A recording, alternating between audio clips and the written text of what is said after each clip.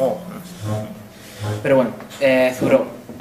También en español algunos profesores dicen Thoreau. A mí eso no me gusta. Thoreau. Bien. Como sabemos, vamos a empezar con un poco de antecedentes.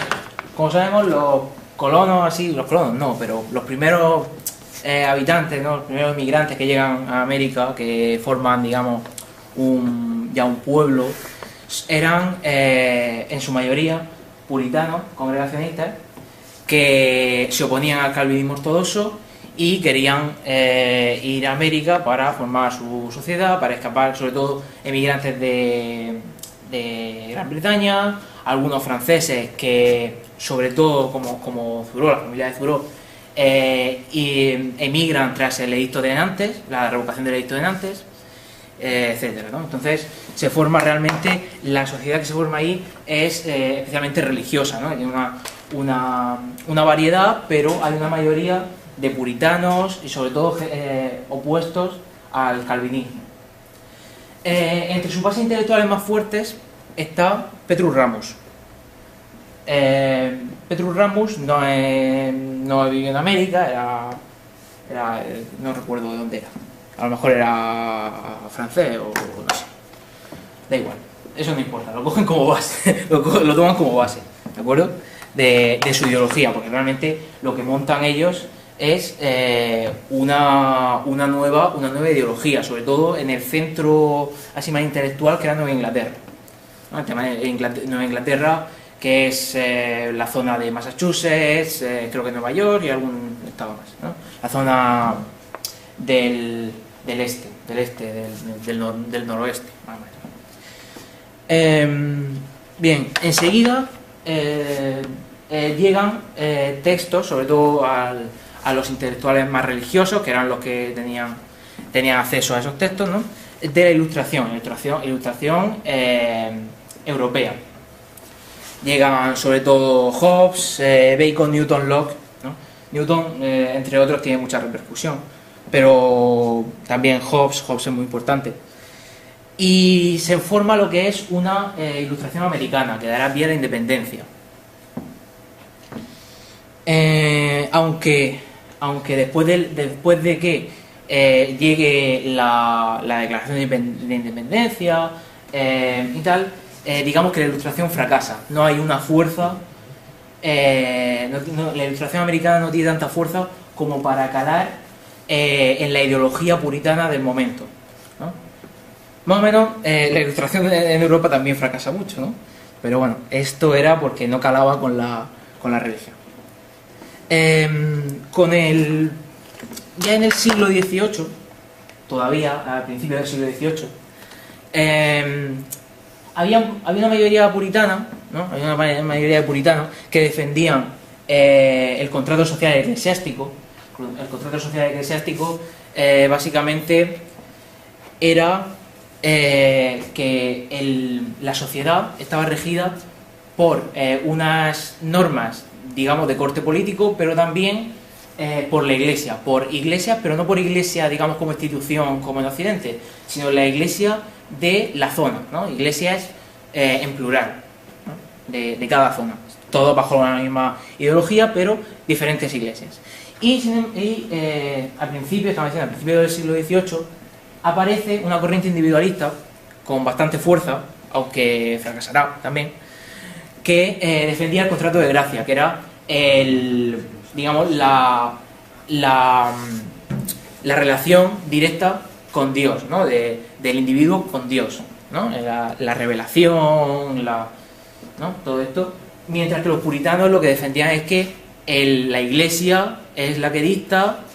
¿Y por qué? Porque conoce el dictado de Dios y dicta al pueblo, a la gente, ¿no? Y ya está, no hay contacto directo con Dios. Entre estos individualistas surge una corriente que son las New Lights, las nuevas luces, de Jonathan Edwards, primera mitad del 18, que tienen bastante repercusión. Jonathan Edwards antes era puritano, después se hace individualista, trabaja con muchos autores occidentales, tal, pero digamos que la corriente, aunque tiene mucha repercusión, y de hecho el individualismo sigue pegando muy fuerte en Estados Unidos y al final triunfa, la corriente del New Life no termina de cuajar, se juntan con otras corrientes individualistas, pero al final pierden lo que era la esencia de las New Life, ¿no? Pierden la fuerza. Hemos dicho que surge con la Ilustración esa idea de la independencia norteamericana. Con la independencia y toda la Ilustración y tal, se constituye, digamos, una teoría de la libertad que entre otros tenía como base pues afirmaciones como las de Hamilton, que es: todo hombre es un bribón que no tiene otro fin en sus acciones sino sus intereses privados. Es decir, esto a fin de cuentas lo que va a llevar es al liberalismo norteamericano, ¿no? Y se forma esto, que es una religión, desde el principio, ¿no? Al principio es una religión liberal que se opone al feudalismo.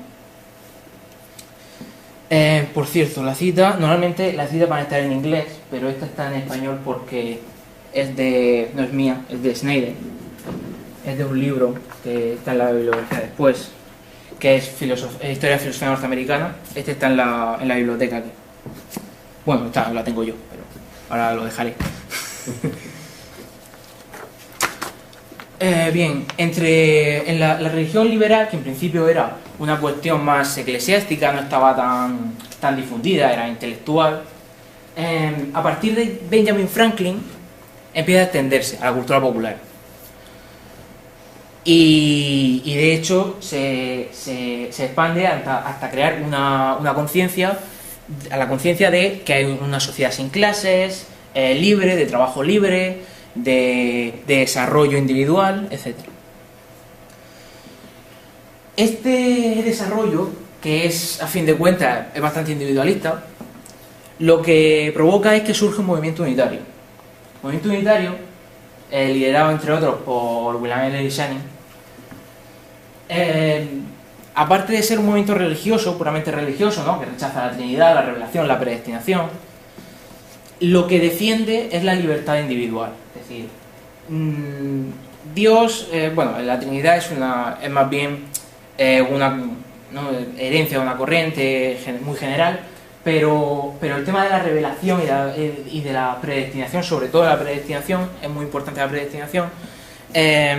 Lo que viene a decir es, Dios no nos ha creado un destino para todos, no estamos destinados no tenemos un destino específico, somos libres, ¿no? Dios nos dota de libertad y alude más a la figura de Cristo como liberador y todo esto. Y da un discurso en 1819 que se llama Unitarian Christianity, cristianismo unitario, que la verdad es que pega muy fuerte. El discurso pega muy fuerte. Creo que no tengo ninguna cita aquí de él. No. Vale. Dentro de este unitarismo surge la primera figura que importante, porque aquí vamos a hablar de Thoreau, pero siempre va a estar presente Emerson. Emerson es un ministro unitario, pero llega un momento en el que él, que tiene una educación, la verdad, es muy culto, lee muchos autores occidentales, ¿no? Y llega un momento en el que se separa de la religión unitaria y empieza a decir cosas como esta, ¿no? Dice, bueno, esto sigue siendo un poco unitario, ¿no? Porque dice, me crees hijo de mis circunstancias, yo escojo mis circunstancias, ¿no? Sigue siendo, lo llamas el poder de las circunstancias, pero es mi poder. El trascendentalista adopta toda conexión con la doctrina espiritual, cree en el milagro, en la perpetua apertura de la mente humana a los nuevos influjos de la luz y poder, cree en la inspiración y en el éxtasis. Sigue muy a la par del unitarismo, pero aún así chirría un poco. Este no es el discurso más importante que da. Él tiene no lo pongo después. Tiene un discurso, vamos a ver si lo digo aquí, no, vale. Él da un discurso en el 37 o 38, ¿será? ¿O es en el 39? No me acuerdo. Creo que era en el 39 o algo así. O el 38 o 39. Bueno, da igual. Da un discurso en la Facultad de Teología. Lo tendré puesto aquí.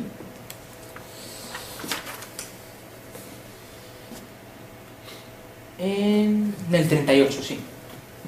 Él da un discurso en la Facultad de Teología en el que expone una espiritualidad basada en la intuición y el misticismo y una comunión con la naturaleza.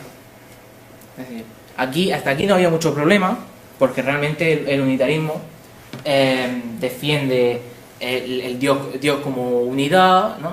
Entonces, digamos que es un poco más panteísta, pero no termina de... Pero claro, aquí Emerson ya en ese discurso empieza a defender la predestinación. Y eso no cuaja con los unitarios. No cuaja del todo porque, claro, los unitarios tenían que criticar la predestinación para defender la libertad. ¿Y qué va a decir Emerson? La conducta de la vida se publica en el 60, pero el ensayo, digamos que es anterior, ¿no? Y tiene ensayos anteriores. Si hemos de afirmar el destino, no estamos menos obligados a afirmar la libertad, la significación del individuo, la grandeza del deber, el poder del carácter. Todos los hombres de éxito convienen en una cosa, que son causacionalistas. Creyeron que las cosas no sucedían debido al azar, sino por ley, que no existía un solo eslabón débil o roto en la cadena que une la primera con la última de las cosas. Es decir, que tenemos que aceptar que hay un destino, que hay una predestinación, pero no por eso vamos a ser menos libres, no por eso vamos a renunciar a dominar nuestro destino, a conocerlo y a controlarlo, ¿no? Y a ser dueños de nuestro destino y a generar nuestras circunstancias, como decía justamente antes en el otro fragmento, ¿no? Bien, esta corriente, este nuevo pensamiento de Emerson, él lo titula, él lo llama trascendentalismo, lo llama así, es su trascendentalismo, ¿no? Es más, defiende más un misticismo, una comunión con la naturaleza, la ley de la naturaleza se revela, no solo la conocemos, ¿no? Y publica un ensayo que es Naturaleza, en el 36, antes de su discurso, que ya empieza a exponer estos principios. Él básicamente lo que hacía era conferencias en templos, en iglesias y ese tipo de cosas, ¿no? Y es así como cobra importancia y realmente se hace con un entorno social, ¿no? Se mete en un entorno social muy favorable para él, conoce a muchos intelectuales y forma lo que se llama el Transcendental Club, primero con sus más conocidos suyos, después ya empieza a apuntarse más otros intelectuales, ¿no? Conforme él va dando charlas, va conociendo a gente, ¿no? Y digamos que hay una serie de personajes importantes de la época que se apuntan al Transcendental Club, ¿no? Que son más habituales, que son Henry Eze, o Hedley, no sé cómo se pronuncia, Amos Bronson Alcott, Nathaniel Hawthorne, Margaret Fuller, Thoreau, obviamente. Channing era el sobrino del unitario, y Elizabeth Peabody, entre otros. Y luego hay unos más intelectuales que simpatizaban, por decirlo así, que son, por ejemplo, Walt Whitman, Melville, Carlyle y Dickens, por ejemplo. Hay muchos más, ¿no? Realmente tenía muchísimos contactos Emerson. Y empieza a publicar una revista que es El Dial, ¿no? La Esfera, ¿no? Que la editaba Elizabeth Peabody. La revista no dura mucho, como veis, pero tras la muerte de Emerson, o no recuerdo si es tras la muerte, pero años después se vuelve a publicar y de hecho todavía está en activo la revista, ¿de acuerdo? Más con pragmatistas y tal, pero bueno, sigue siendo la revista. Bien, vamos a dejar un poco a Emerson, después volveremos. Por cierto, se me olvidó decir una cosa. Este club, como se ve, si nos atendemos a los autores, vemos que hay que son muy diversos, es decir, son muy heterogéneos. Alcott era muy religioso, era un platónico cristiano muy metido ahí. Sin embargo, Thoreau no se decanta por ninguna religión y defiende mucho el panteísmo, mucho más que Emerson. Y Channing incluso lo tachaban. Emerson y Alcott decían que Channing era muy vulgar y que era tal. Entonces, Hawthorne muchas veces ni siquiera se identificaba con ellos, pero eran intelectuales muy cercanos. Todos eran de Massachusetts, de hecho, todos los que hay aquí son de Massachusetts. Los otros, Wyndham y Melville, son de Nueva York. Y bueno, Lily Dickens son ingleses, pero los que iban al club eran todos de la misma zona, intelectuales muy relevantes en el pensamiento americano, aunque muy diversos, ¿no? Y eso, realmente, el trascendentalismo no era una corriente fuerte en el sentido de homogénea, sino que tenía muchos autores muy diferentes, ¿no? Bien, como digo, vamos a dejar un poco al margen Emerson, después volveremos. Quería meter también la industrialización porque es importante, lo metí un poco de última hora, pero me iba a meter. La industrialización en América realmente no se nos ha enseñado muy bien. Es decir, nosotros no conocemos la industrialización europea, el proletariado, tal, pero en América no ocurre eso. En América realmente no había industria hasta el principio del siglo XIX.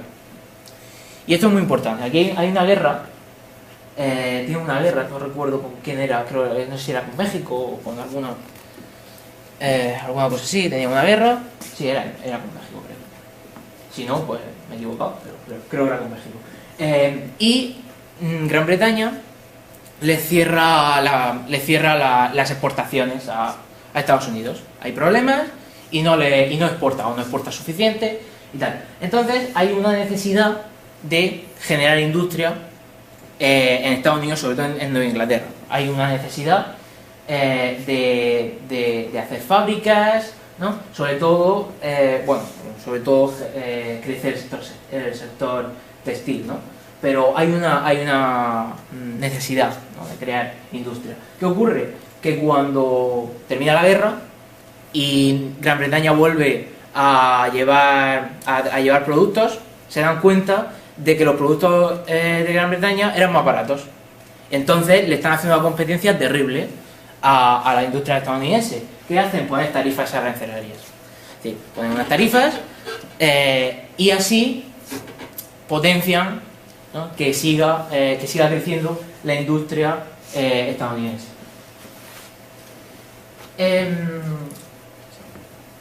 Como digo, crece sobre todo en la industria textil, ¿no?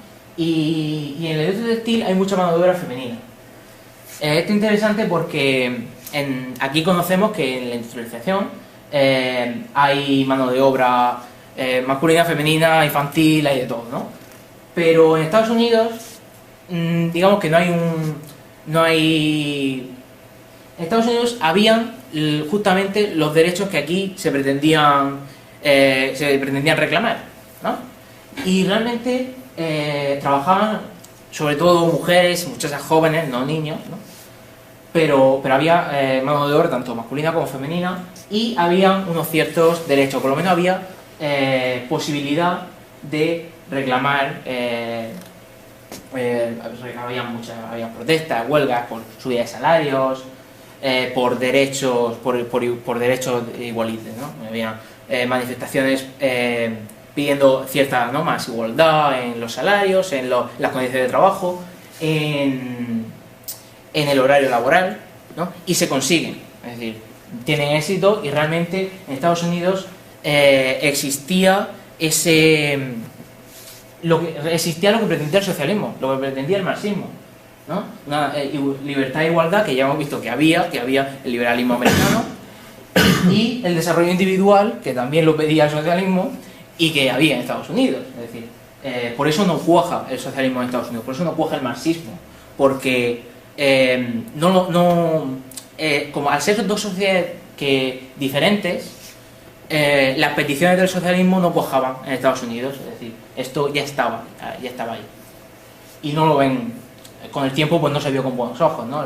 Y de hecho ahora se usa siempre en política, estos es que son socialistas, ¿no? Y todos, ¡oh, son socialistas! ¡Qué horror! Pues mira, el socialismo pedía lo que vosotros teníais, punto. Vale, pues la expansión industrial provoca una explotación del terreno que luego va a criticar muchísimo, aparte de la moral del trabajo, que veremos. Y aparte de la explotación del terreno, hay un crecimiento, sobre todo entre los años 30 y los 60, de los raíles de ferrocarril. Pero muchísimo, 48.000 kilómetros. Esto es una barbaridad, ¿no? Había una comparación, hay un libro, bueno, después sale en la bibliografía. Hay una comparación y realmente el crecimiento es bastante mayor en Estados Unidos. Bien, vamos a empezar con la vida de Thoreau. Bien. Thoreau nace en el 17, en julio del 17, 22 de julio. No, 12. Lo he dicho mal. 12. Mira que me acuerdo yo de memoria. Vale, en Concord. Allí vive prácticamente toda su vida. Así, él no se movió de chico, a los 2 años, así. Su familia se muda un par de veces, pero vuelven a Concord. Es decir, él vive allí prácticamente toda su infancia y prácticamente toda su vida, excepto por sus viajes y demás excursiones, etc. Fue a la escuela pública y en el 22 fue con su hermano John, que era un poco mayor que él. ¿No? ¿Un poco mayor que él? ¿Hermano John? Sí, sería un poco más mayor que él. Lo tengo apuntado aquí y no me acuerdo bien. Pero sí, va con su hermano, que tenía más o menos la misma edad. Y van también a la Academia de Concord ya en el 22 y les da que Phineas Allen, que era un naturalista, y se conserva un texto de esa época, de la época en la que le da clase Allen, que se llama The Seasons, las estaciones, y es muy representativo del pensamiento de Thoreau, porque habla siempre en presente. Se ve mucho la idea del carpe diem, habla de las estaciones, habla de 4 estaciones y es siempre, ahora es primavera, ahora el invierno se va, ahora los pájaros tal, y ahora es verano, ahora no sé qué, no sé, siempre es ahora, ¿no? Y realmente resalta esa idea y la cuestión del tiempo es algo que Thoreau, con lo que Thoreau juega muchísimo. Bien, más tarde irá a Harvard con una recomendación de Emerson. A Emerson todavía no lo conocía mucho, pero Emerson sabía algo de Thoreau tal y consigue una recomendación, vamos. Y en su graduación, en el 37, da un discurso, porque en esta época se conservan bastantes textos. Aquí no tengo tengo hoy un PDF. Lo que pasa es que, bueno, tengo el libro, pero tengo que pasarlo a PDF. Lo pasé y se ve muy mal. Y da un discurso en su graduación en el 37, que es el espíritu comercial en los tiempos modernos, considerado en su aspecto político, literario y moral de una nación.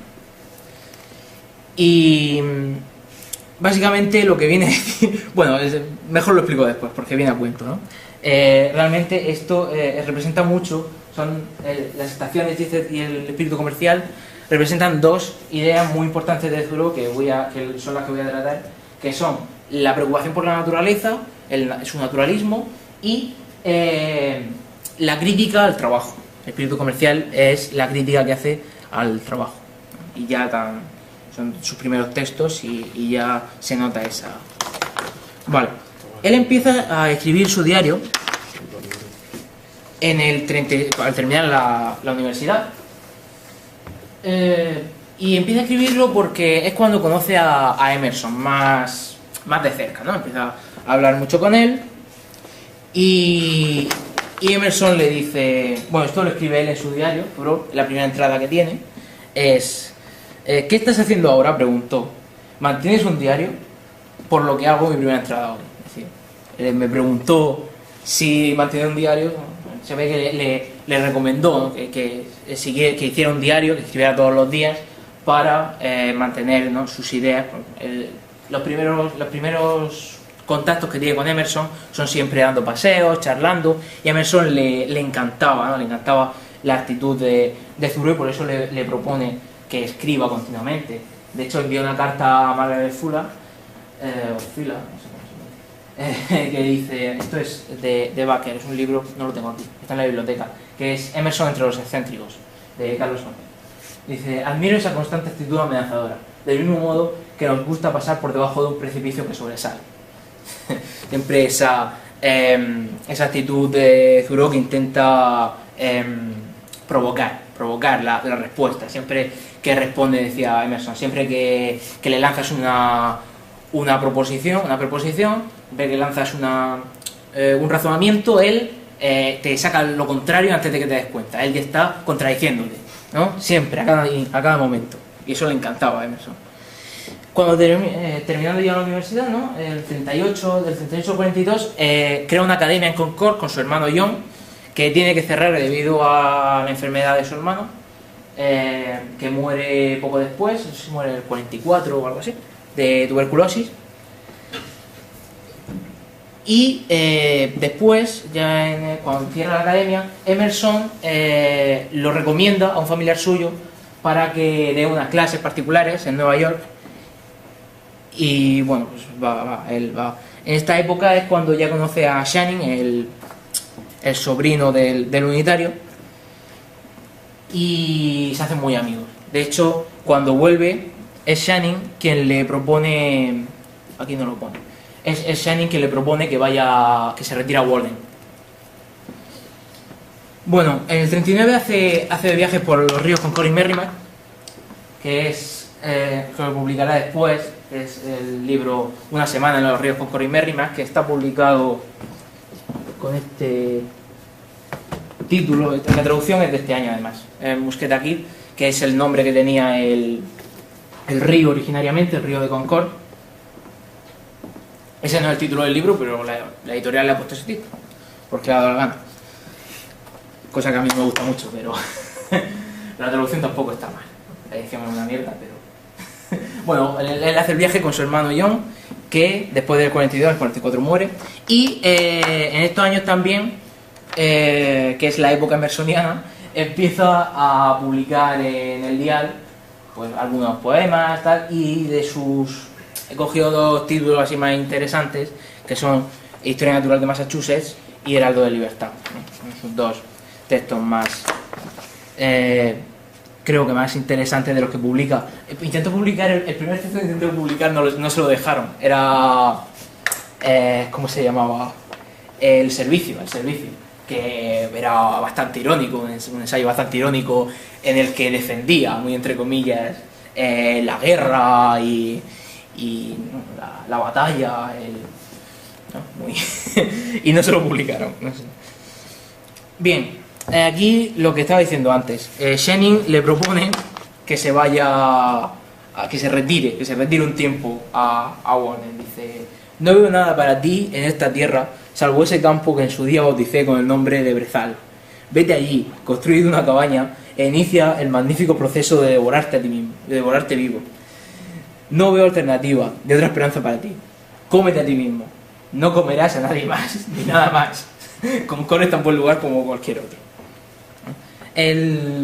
Thoreau, una cosa que nos ha puesto aquí, y que, bueno, como anécdota está bien, es que él de pequeño ya fue él cuenta que de pequeño se acuerda que fue la primera vez que fue a Walden, al lago Walden, con su abuela, y le encantó, ¿no? Tendría a lo mejor, no sé, pocos años, se acuerda ¿no? Decía que se recordaba pues algunas cosillas, ¿no? Tendría a lo mejor menos de 10 años, menos de 5 años o algo así, no sé. No recuerdo la edad que decía que tenía cuando fue, pero bueno, fue nada, de chico y le encantó, ¿no? También se supone que él, pues, con sus familiares, pues iría dando paseos mucho cuando era pequeño, por los bosques y tal, y eso le gustó, ¿no? Al final. Hay muchas anécdotas, por cierto, ahora que estoy hablando de esto. Hay algunas anécdotas así de las que no he querido hablar porque no me parecen tampoco muy relevantes, pero bueno, hay muchas anécdotas en un libro que publica Shenin tras la muerte de Thoreau, que era Thoreau, el poeta naturalista, o si está en inglés. Y cuenta algunas anécdotas, pero bueno, por si alguien por si le interesa. Sí, esto no lo he pasado. Vale. Se va a Walden, ¿no? Hemos dicho que Shenin le recomienda que se vaya a pasar un tiempo allí. Thoreau notaba que se notaba muy pesado, que no podía seguir con la rutina, en la sociedad, ¿no? Como lo que estaba haciendo, ¿no? de profesor y tal, en Nueva York además, que sería para él muy pesado, ¿no? Después de estar tanto tiempo en los bosques, pues Nueva York sería muy pesado para él. Y Shenin le propone eso, irse a Walden. Y se muda el 4 de julio. Esto, él dice en su libro que se mudó el 4 de julio por accidente. Es muy gracioso porque, más que por accidente, lo que está intentando decir es que el 4 de julio, que es el día de la independencia, que la independencia fue más bien por accidente que por otra cosa, ¿no? Que realmente la gente de Estados Unidos no es independiente, porque él, ni siquiera estando en los bosques, llega a ser independiente. Él mismo dice que cultivaba algunas cosas, pero realmente iba continuamente al pueblo, ¿no? Entonces no se puede. De hecho, cuando lo encierran por no pagar impuestos, él iba al zapatero, ¿no? ¿Sabes? Bien. Como sabemos, pasa una noche en prisión. Él pasa esa noche, ¿no? Que es por la razón por la que escribe su discurso que se llamaba sobre la relación del individuo con el Estado, que luego se publica como Resistencia al Gobierno Civil, y adquiere el nombre de Desobediencia Civil en el 66. Cuando ya él ya había muerto, pues lo publican con otras cosas y le ponen ese título. Que se supone que él había propuesto ese título, ¿no? Pero realmente yo no encuentro ninguna constancia de eso. Pero bueno. Y él realmente en su libro no explica qué es la desobediencia civil, está explicando otra cosa. Pero bueno, eso ya lo hablaré después, ¿no? Él dice, he puesto un fragmento aquí por poner algo que era paga, dijo, o será encerrado en prisión. Esto se lo dice el carcelero, que era Sam Staples o algo así, Staples, no sé cómo se pronuncia. Dice, paga o será encarcelado en prisión. Decliné pagar. Mira, no voy a pagar, haz lo que quieras. Vi que si había un muro de piedra entre mis conciudadanos y yo, había otro aún más difícil de escalar o romper antes de que pudieran llegar a ser tan libres como yo. No me sentí encerrado ni por un momento, y las paredes parecían un gran desperdicio de piedra y argamasa. Es que me hace mucha gracia, porque está encerrado y te dice, no, sí, hay un muro aquí, pero tú no eres tan libre como yo. Hostia, tío. Realmente lo que está diciendo es que su libertad no es de poder ir a un sitio o a otro, sino es libertad moral, es libertad intelectual. Y sus vecinos no tenían esa libertad porque se veían obligados a pagar al Estado para que no lo encerraran ahí, ¿no? Justamente. Y dice, esta cárcel aquí es un desperdicio. Yo soy libre, aunque me encierren aquí. Bien. Él se va a Walden básicamente para vivir por sí mismo. Es lo que explica. Yo lo que quería era escapar de la rutina, de las obligaciones cotidianas, de todo lo que está predefinido, y buscar la novedad, el cambio, ¿no? Es la razón. Vivir libremente, ¿no? Que es el modo de vida que él defiende. La noción de modo de vida es muy interesante porque se puede aplicar prácticamente a todo lo que va a defender Thoreau en toda su vida, ¿no? El modo de vida. Va a criticar el modo de vida de quien trabaja constantemente, va a criticar el modo de vida del que siente la obligación de pagarle al Estado, ¿no? Va a defender el modo de vida del que camina por los bosques, ¿no? Todo esto, del que se acerca a la naturaleza, el modo de vida. Y la razón por la que dejó los bosques, como él mismo dice, es que se había construido él mismo una rutina, ¿no? Dice, dejé los bosques por una razón tan buena como por la que fui allí. Quizá me pareció que tenía muchas más vidas que vivir y no podía ahorrar más tiempo de cualquier otra. Es sorprendente con qué facilidad e insensibilidad seguimos una ruta en particular y nos hacemos un camino trillado. Él lo que llega a decir es que, mira, después de una semana o 2 semanas allí, él está 2 años, después de unas cuantas semanas, meses, ya tenía unos caminos hechos por donde pasaba habitualmente, no podía seguir así. Y me había hecho yo mismo una rutina que era de lo que quería escapar. Y seguramente pues tenga otras muchas vidas, otros muchos modos de vida pendientes que no he vivido. Bien, aquí después de Walden, él se va a casa de Emerson, pero esto no lo he dicho, él vive con Emerson una temporada después de la universidad, hasta que se va a Nueva York, básicamente. Emerson lo contrata como jardinero y le da acceso a su biblioteca, ¿no? Por eso había puesto que era la época emersoniana. Él se acerca mucho a Emerson, tiene realmente una afinidad con él, aunque no comparta del todo su pensamiento, y a Emerson le gusta estar con Thoreau. Pero en este año se ve que hay muchos roces, y a Emerson ya no le hace tanta gracia, y Thoreau se va a casa de sus padres, porque obviamente él no trabajaba casi nada, aunque llega a ser, trabaja en la fábrica de lápices de su padre, pero llega a ser estos años después, pocos años después, se dice que se convierte en el mayor agrimensor de Massachusetts, o de Nueva Inglaterra, ¿no? Realmente era muy bueno, él estaba de agrimensor y se hace muy conocido, ¿no? Y Emerson, como ya digo, Emerson no le gusta su carácter, porque dice, a Thoreau le falta un poco de ambición, en lugar de ser el principal ingeniero de nuestra América, al final agrimensor. Encabeza una excursión para recoger moras. Emerson le encantaba el poder, ¿no? El dominar la situación, el ir a más, continuamente. Y Thoreau no, Thoreau lo que quería era vivir tranquilo, vivir apaciblemente, innovar, no atarse a ninguna rutina. Y en ese sentido, digamos que se divide la parte de Emerson y la parte de Thoreau, ¿no? Y Emerson está más del lado de por ejemplo, Alcott, que ¿no? más religioso, son los más religiosos, y Thoreau se va un poco más con Schenning, que era el y voy a ser un poco banal, el indocumentado, el tipo, ¿no? Era muy, que siempre pues lo criticaba un poco, sobre todo Emerson y Alcott, aunque Thoreau también sigue teniendo amistad con ellos, ¿no? Pero hay una cierta separación. Y bueno, en esta época él hace muchísimos viajes.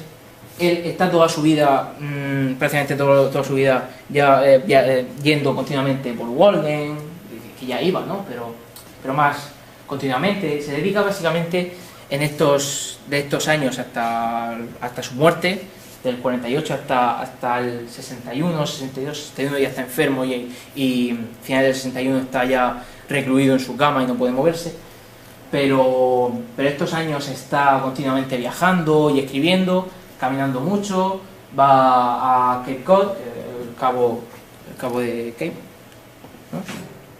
Se va a Canadá, viaja mucho por los bosques de Maine, hace 2 viajes, a Cape Cod hace 3. Va a las White Mountains con Schenning y también da muchas conferencias. De hecho, viaja muchísimo por Nueva Inglaterra y dando conferencias, y en Concord llega a ser unos cuantos años el encargado en el liceo de organizar las conferencias, ¿no? Y bueno, entre otras, esto lo puse en castellano porque no encontré cómo era el título en inglés sobre la relación del individuo con el Estado. No es literalmente así, es sobre la relación entre el individuo y el Estado. Bueno, la esclavitud en Massachusetts, Working or the Will, que es el título original del ensayo que publica después con el nombre de Working, de caminar, y entre otros pues la asociación de los árboles forestales. Y pues publicaciones otras tantas, he puesto unas cuantas, pero vamos, se hincha a publicar. Todos estos años publica un montón de artículos, un montón de todo, y de hecho cuando muere todavía está revisando algunos libros, como el de Cape Cod, los bosques de Maine, que los dos están traducidos, no son buenas ediciones, pero están traducidos, y muchísimos textos más. Night and Moonlight, que después lo citaré, es Noche y Luz de Luna, que lo estoy traduciendo yo ahora mismo, por cierto. Intentaré publicarlo cuanto antes en un blog que tengo. Dentro de 10 años. Dentro de 10 años, no. ¿Al ritmo al que va? Bueno, sí, al ritmo al que voy, sí. Vale, bien, y los últimos años de su vida los pasa recluido en cama. Estaba bastante enfermo.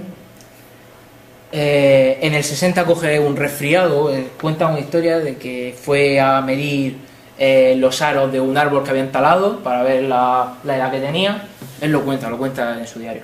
Que fue a contar los aros y sin darse cuenta metió un pie en un charco y no sé qué, y o se cayó en un charco o algo así y se resfrió, y ese resfriado de vino en bronquitis, lo dice aquí, y después en tuberculosis. Ya a final del 61, cuando escribe esto, ya casi que le estaba viniendo la tuberculosis y le estaban recomendando mucho hacer viajes al sur y tal, para ver si se mejoraba, pero no sirvió de nada. Se cogió un resfriado fuerte sobre el 3 de diciembre del 60, esto es el 22 de marzo del 61, que a la larga se convirtió en una especie de bronquitis, por lo que he estado confinado en casa desde entonces, exceptuando unos muy pocos viajes experimentales hasta la oficina de correos, en algunas mañanas particularmente buenas. Bueno, algunas mañanas. Él no podía evitar salir, pero claro, durante esta época todavía no estaba muy mal, ¿no? Y bueno, en el 6 de mayo del 62 muere. Y iba a hablar un poco del estilo literario. ¿Cuánto tiempo llevo? Llevo 40 minutos. Vale. Voy a hablar un poco del estilo literario, así por hablar un poco de su obra y tal, no solo de su vida. Aquí por lo menos. Bien, sus recursos favoritos son, obviamente, elementos naturales. Él recurre mucho, además cita muchos biólogos, botánicos y tal, y sus recursos favoritos son elementos naturales. Pero también hace muchas referencias, algunas, a situaciones sociales, ¿no? Dependiendo de qué trate el tema del texto, pero siempre, cualquier tema que trate, él mismo decía que cuando lo invitaban a una conferencia, él esperaba que le preguntaran su opinión, ¿no? Que él dijera su opinión, que el mejor cumplido que le pueden hacer es que opinara sobre algo, preguntarle su opinión. Y él realmente, en todos sus artículos, cada uno trata de una madre, es decir, son opiniones sobre diversos temas, pero siempre hace referencias a la naturaleza y a menudo también a situaciones sociales y tal, siempre con tonos irónicos, con comparaciones, con mucho sarcasmo, caricaturizando, ¿no? Y este fragmento esto es porque él también, su idea de escribir es escribir la experiencia propia, no escribir sobre otras cosas, sino escribir sobre lo que uno ha experimentado, sobre las ideas propias, ¿no? Escribir en el momento en el que se experimenta. Además, él propone el pensamientos misceláneos como... Sí, pensamientos misceláneos, lo propone como un método de escribir cualquier cosa en cualquier momento que, ¿no? Porque lo estemos pensando, ¿no? Cualquier cosa que estemos pensando. Y dice, en cuanto a los temas, titulados Pensamientos misceláneos, sitúa a una... Esto lo envía a Helen Zuró, que era profesora en un instituto femenino, en un colegio femenino. Y dice, se sitúa a una alumna junto a la ventana para que anote lo que ocurre en la calle, y haz que lo comente, o ponla a contemplar el fuego, o en una esquina donde haya una tela de araña, y que filosofe, moralice, teorice o no, o escriba lo que le dé la gana, ¿no? Básicamente. Realmente su concepción de la escritura es eso, ¿no? Que realmente para él la escritura es un modo de vida propio, es una forma de vivir escribiendo. Eso, la idea la toma de su diario, a fin de cuentas, ¿no? Su diario es donde él escribe continuamente lo que va pensando todos los días, y es un modo de vivir, un modo de vida. Y bueno, lo último que me pone ahí es sacamos la caricaturización, que es también lo que resaltaba Emerson, ¿no? Que le gustaba, pero al fin de cuentas al final no le gustaba tanto, cuando ya se ve que no sigue el carácter, no tiene el carácter que Emerson defendía. Y bueno, aquí un poco de bibliografía y hago un descanso. Carlos Baker, Emerson entre los excéntricos, este está en la biblioteca. El de Casado de Rocha es el único libro que he encontrado yo de algún español sobre Thoreau que sea más o menos interesante, pero es una biografía a fin de cuentas, no es más. El de Coy, este sí que es bueno, es más o menos bueno. Juan José Coy es un más americanista en general, sobre todo con cosas de Emerson y tal, pero también sabe bastante de Thoreau, tiene alguna traducción, y el libro Entre el espejo y el mundo, que son 2 volúmenes, es bastante bueno, mueve en general todo el ámbito intelectual del siglo XIX y trata, entre otros, a Emerson, Thoreau, a Melville y Hawthorne, y también a Weizmann y algún otro más.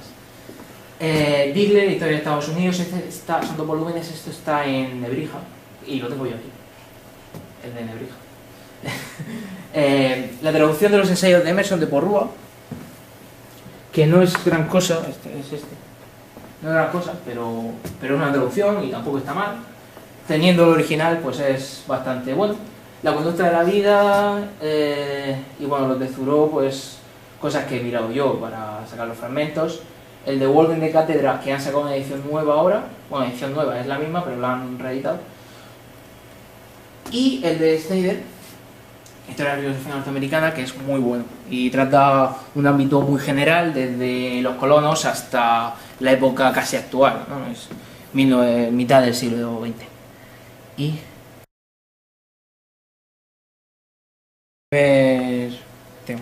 naturaleza y sociedad de los salvajes. Vale. Como ya he dicho, Thoreau es naturalista, es una especie de trascendentalista y naturalista, no un punto medio, porque lo del punto medio sería falsearlo un poco. Realmente coge cosas del trascendentalismo y le aplica ideas naturalistas, ¿no? Pero lo importante aquí en su concepción, sobre todo la naturaleza, y del tiempo también, es el panteísmo y el carpe diem, la idea del carpe diem. En The Seasons, como he dicho antes, lo que expone, básicamente, si se puede decir que expone algo en esos años, porque es muy joven, pero bueno, lo que viene a decir, bajo la instrucción de su profesor Phineas Allen, es la naturaleza como continuo presente, ¿no? Y dice: hay 4 estaciones en el año: primavera, verano, otoño e invierno. Comenzaré con primavera. Ahora vemos el hielo empezando a derretirse y los árboles a florecer. Ahora el invierno se consume y la tierra comienza a verse verde con la nueva hierba. Los pájaros, que últimamente han estado en regiones más al sur, vuelven para alegrarnos con su canto mañanero. Después llega el verano y dice: ahora tenemos una hermosa vista. Y dice: ¿cómo que ahora? ¿Es después? Pues no, ahora. Dice: los árboles y flores están en eclosión. Esta, o ahora, no, se llama sexta. Esta es la parte más placentera del año. Ahora la fruta comienza a formarse. Continuo presente. No presente continuo, continuo presente. Bien, otra cuestión importante es la ley natural, ¿de acuerdo? La naturaleza, o ley natural, naturaleza con mayúscula, como está ahí, es, digamos, lo único verdadero, ¿no? Se manifiesta en el mundo, ¿no? En los individuos. Los individuos naturales obedecen a esa ley natural, y lo que va a contraponer, ya lo adelanto, es que la ley civil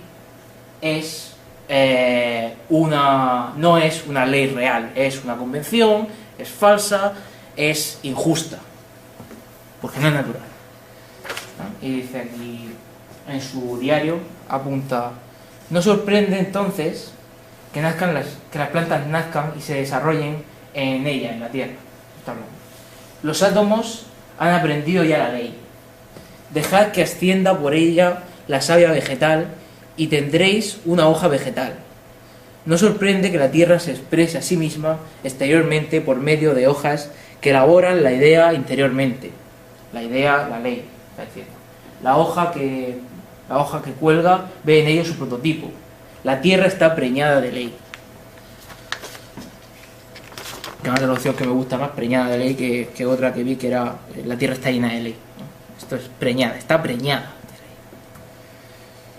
Bien, pues siguiendo un poco con esa idea, es lo que ya he dicho de la contraposición entre lo que es natural y lo que es civil. Escribe en Nigel Moonley, que se publica un año después, pero él antes de su muerte ya lo estaba revisando y prácticamente tenía el ensayo ya terminado. Los ensayos que él no termina, eso no lo he dicho antes, lo terminan entre su amigo Schenning y su hermana Sofía creo que era su hermana, Sofía Zuró. Los terminan entre ellos y los publican, ¿no? Pero básicamente con sus notas y dice aquí: todas las plantas y campos y bosques emiten su olor ahora, elonias en la pradera y atanasias en la carretera. Esto hay que explicarlo, porque el texto está hablando de los paseos nocturnos. Y en los paseos nocturnos, dice Thoreau, el sentido de la vista se pierde y se agudizan otros sentidos, por ejemplo el olfato, ¿no? Y dice: ahora todas las plantas, campos y bosques emiten su olor, ¿no?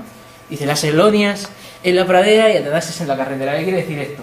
Bueno, las elonias, ambas plantas son muy aromáticas, ¿vale? Pero las elonias se identifican con los bosques frondosos, con los bosques húmedos, porque crecen en estas zonas, ¿no? Y es una flor, digamos, con un olor muy agradable, que crece en estas zonas muy, muy boscosas. Sin embargo, la atanasia, y aquí viene la cuestión que me parece bastante graciosa, por eso lo he puesto, es que la atanasia, que crece en la carretera, dice Thoreau, en esta época se identificaba con la muerte, porque era usada como insecticida en los funerales.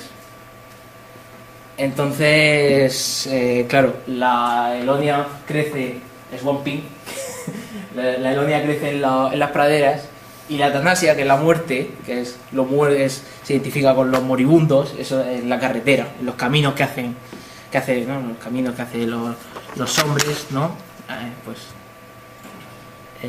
Crecen esas flores, los insecticidas.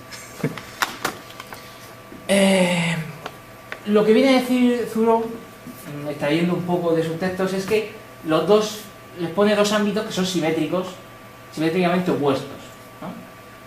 Aunque lo natural, aunque la diferencia no es totalmente simétrico, porque la naturaleza se refiere a la ley natural y lo civil no, y no se refiere a ninguna otra ley, es un acuerdo. Entonces tenemos esas características: naturaleza, ley absoluta, libertad moral y estado salvaje. El estado salvaje, que ahora veremos lo que es lo salvaje, y la civilización, consensos, costumbres, libertad civil, que ya lo veremos en desobediencia civil, que quiere decir lo que una libertad y otra, ¿no? Lo que yo creo que he dicho ya algo. Y la cultura en la cuestión de la educación es interesante ver lo que expone sobre la cultura. Ahora también lo veremos. Vale. Características de lo natural. Aquí vamos a contraponer un poco a... Bueno, primero vamos a ver cómo Thoreau sigue a Emerson, ¿de acuerdo? Porque en muchas cosas está de acuerdo con él, pero en otras se opone mucho, es decir, es contrario.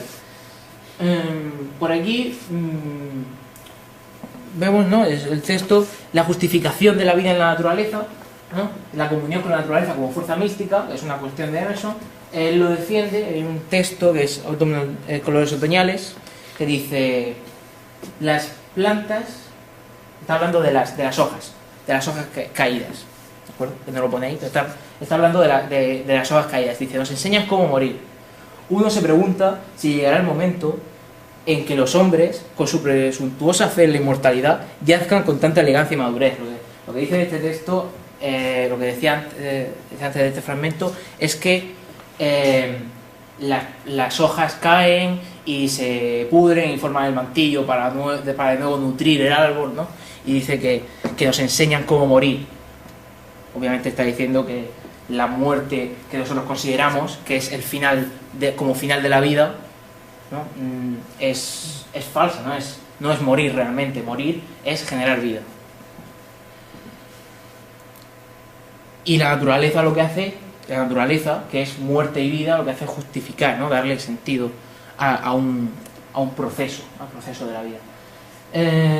El desarrollo del individuo. En la naturaleza, digamos que permite el desarrollo individual, ¿no? A eso Emerson lo llama autoconfianza. Y básicamente es esto, es decir, hay una moral y principios individuales que se permiten en la naturaleza y no en la sociedad porque en la sociedad hay consensos y sin embargo en la naturaleza uno tiene un contacto más directo, ¿no? Con la ley natural, con la vida y puede desarrollarse por sí mismo. Y dice en el fragmento de Walking, de Caminar, dice: cuán cercano a lo bueno es lo salvaje. Y un poco después dice: en resumen, todas las cosas buenas son salvajes y libres.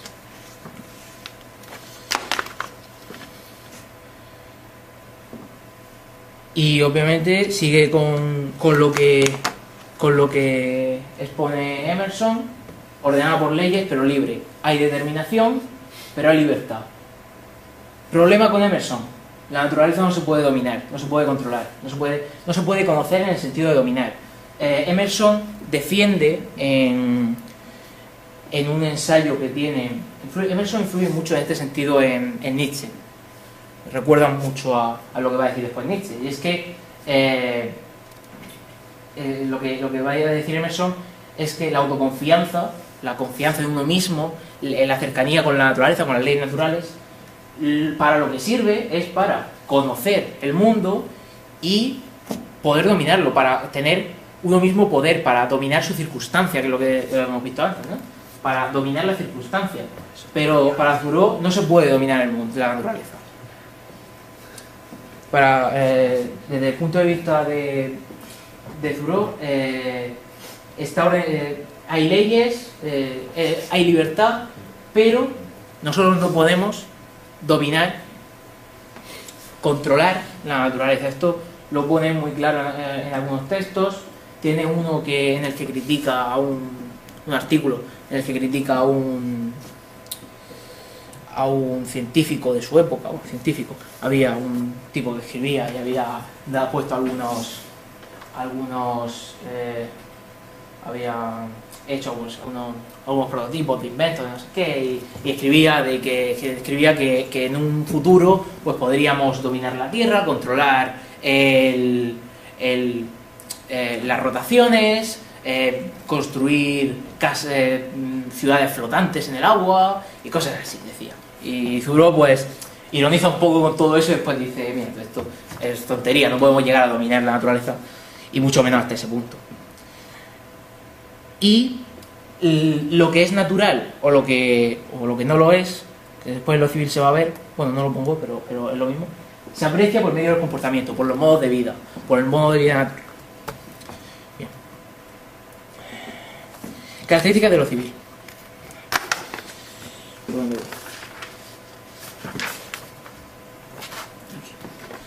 Vale. Según Thoreau, la sociedad también es libre, pero está mediada por normas. Es decir, hay libertad, pero esa libertad no es una libertad real, porque se vive a partir de costumbres, ¿no? El modo de vida es un modo de vida acostumbrado a ciertos hábitos y no tiene relación con la ley natural. Son los hombres los que hacen esos consensos. Y dice en este texto que la esclavitud en Massachusetts, en el que por cierto se esperaba se le llama porque era un congreso sobre esclavitud, la esclavitud de los negros, pero él básicamente lo que va a decir en este discurso es que la esclavitud no solo es de los negros, sino que los blancos también están esclavizados, toda la sociedad está esclavizada y creen que son libres cuando no lo son. Y dice: hoy en día, este me encanta, hoy en día los hombres llevan una gorra de loco y la llaman gorra de la libertad. No lo sé, pero hay algunos que si los ataran a un poste de flagelación y tuvieran solo una mano libre, la usarían para tocar campanas y disparar cañones, celebrando su libertad. Así, algunos de mis conciudadanos se tomaron la libertad de tocar y disparar. Está hablando esto es cercano al 4 de julio, ¿vale? Está hablando de la celebración de la independencia y la libertad. Dice, ese era el alcance de su libertad, ¿no? Tocar y disparar, ¿no? Con la mano que les quedaba libre. Ese era el alcance de su libertad. Y cuando el sonido de las campanas desapareció, su libertad desapareció también. Cuando toda la pólvora se gastó, su libertad se fue con el humo. En esa época en la que se consideraba que eran los esclavos negros, ¿no? Los negros eran los esclavos y había que liberarlos y tal, decir esto pues choca bastante. Y no solamente él, hay un movimiento a partir del movimiento antiesclavista, hay un movimiento, que eso no lo voy a comentar mucho, pero voy a decir algo. Hay un movimiento de liberación de la mujer y de feminismo, ¿verdad?, que se genera en este momento, entre otras con Margaret Fuller. Bien, en cuanto al desarrollo cultural, que es una cosa civil, es una cosa social, no es natural, lo que va a decir Thoreau, ¿no? Obviamente la educación es un signo de civilización, es que, bueno, para Thoreau no es defendible la educación en cuanto a desarrollo cultural en la sociedad civil, pero sí es defendible una cierta educación salvaje. Una educación salvaje que es más cercana a la naturaleza, ¿no? Esto no sé si puedo hablar, si tengo una diapositiva después, así que lo pondré mejor después, ¿de acuerdo? Y básicamente estas eran las características de lo civil, ¿no? Eran no tengo más. Bueno, no tengo más. Pero ha quedado claro, ¿no? No sé si lo he... Vale. La dualidad entre lo salvaje y lo doméstico.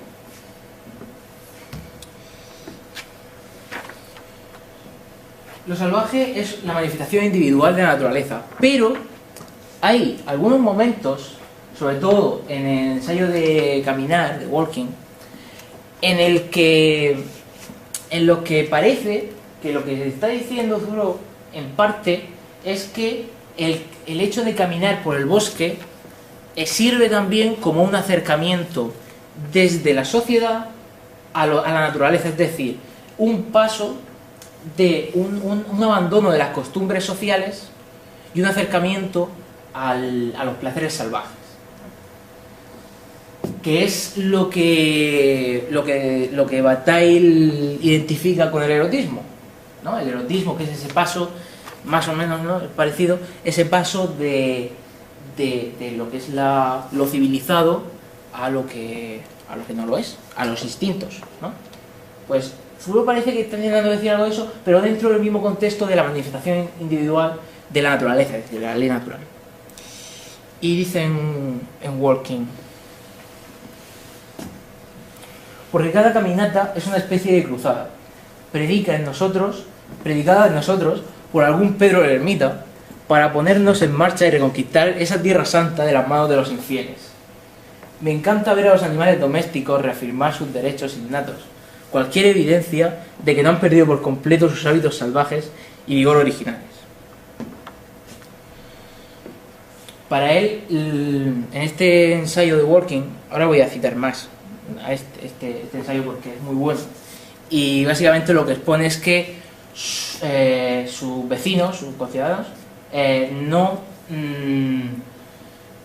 no saben vivir de forma natural. Ellos están están domesticados, no tienen apenas impulsos naturales, ¿no? Y lo que dice es que salir a caminar es volver a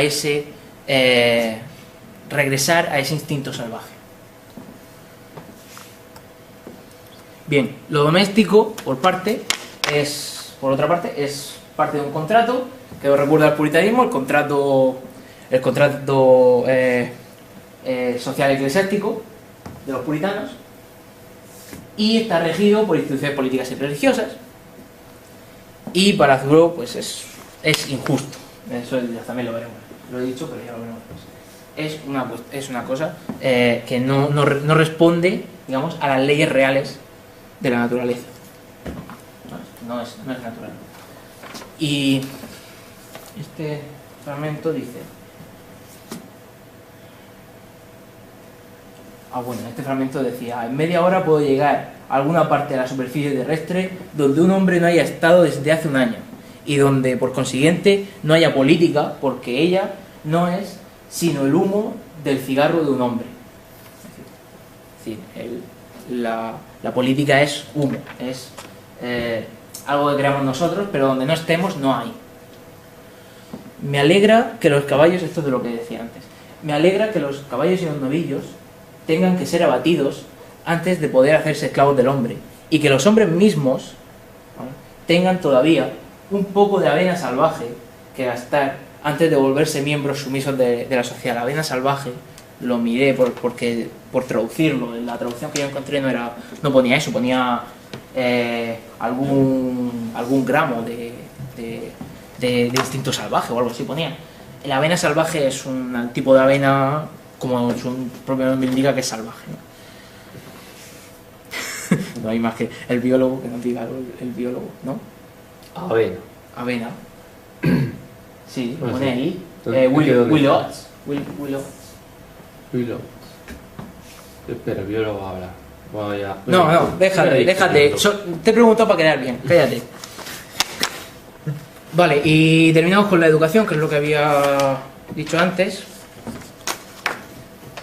No sé si estoy enlazando bien todo esto. Todo el paso entre lo civil y lo natural tiene que ver con la educación.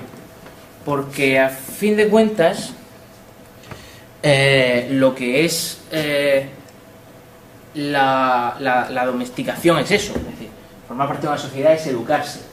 Por lo tanto, Thoreau va a criticar muy duramente la educación, pero en cierta parte va a defender algún tipo de conocimiento salvaje, ¿no?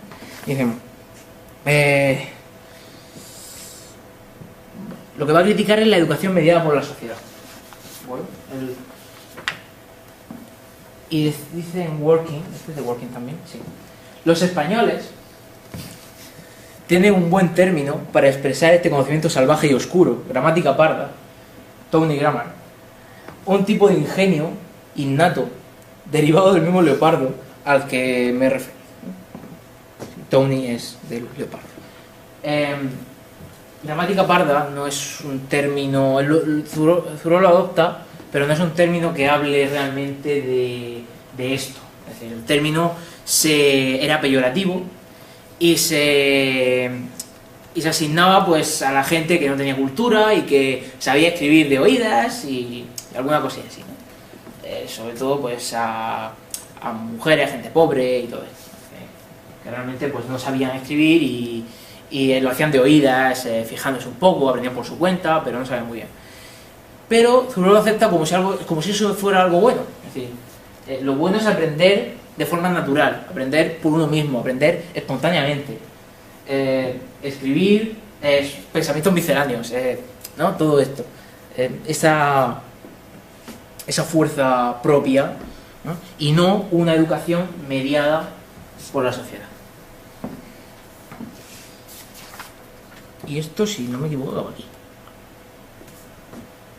Este era corto. Y el otro también un poco corto, pero bueno. Bueno, la bibliografía ya la he puesto antes. El de Walking está traducido, aunque no es muy bueno. Desobediencia civil está aquí. Había un fragmento también que quería leer. Lo que pasa es que no me acuerdo de qué iba.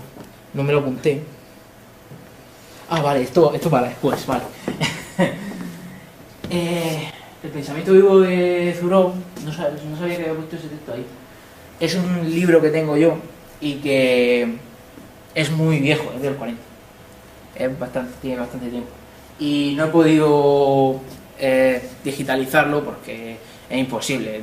El libro se destroza con tal de abrirlo, se le parten las páginas y estoy intentando pasarlo por escrito yo a mano, pero me está llevando tiempo. También voy a tardar varios años. Y los escritos esto también lo he puesto antes, los escritos de Henry David Thoreau en original, estos están en PDF, Son 20 volúmenes, 16 de los cuales, o 14 o algo así, ¿no? Son del diario. Los demás son sus textos. 14, son 14 los del diario. Y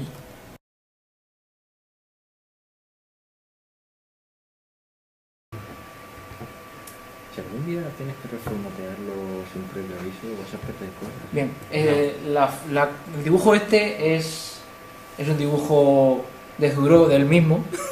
Es muy malo, pero bueno, es un dibujo de Thoreau del mismo. Me sorprende que Cuando no iba a sea. salir a caminar, ¿no? De cuando él sale a caminar, como va con su sombrero y tal. Me parece bueno. Sí, sí, no está mal. Queda parece muy en plan señora, no sé, señora mayor. Salía con su bastón siempre, decía que tenía varios bastones, tallaba el mismo y tal. ¿Tenías también varias cestas? Bien, ¿qué? Seguramente. ¿Tenías también varias cestas? Sí, eso es una cesta, algo así. Realmente iba a recoger manzanas y cosas así. Bien, la democracia. ¿Por qué es importante la democracia cuando estamos hablando del trabajo, ¿no? Esto es working and working. ¿Por qué es importante la democracia cuando estamos hablando del trabajo? Porque en Estados Unidos el trabajo está fundamentado en la idea de democracia y de libertad.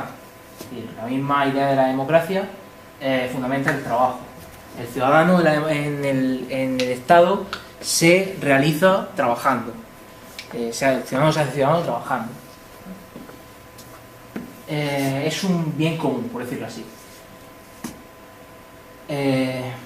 Con el trabajo duro, con el trabajo duro se alcanza todo, libertad e igualdad. Andrew Jackson es un fue un presidente estadounidense ¿qué año?